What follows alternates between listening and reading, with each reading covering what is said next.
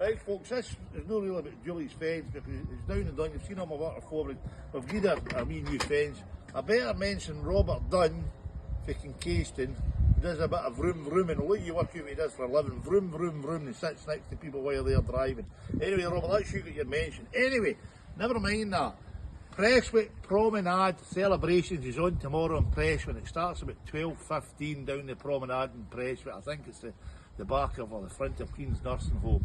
And Magic Malky, believe it or not, it's make or break for WSH tomorrow, my way, folks, because I've been awfully kindly asked to open the celebrations of the day at 12:15 tomorrow down the promenade. So the mighty WSH fencing, with the help of Magic Malky is magic, I think, has foolishly or wisely asked me to open it tomorrow. The celebrations at 12:15.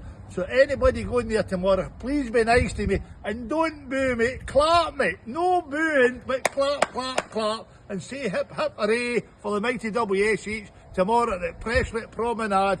And you'll no recognise me, you'll no recognise my attire, by the way.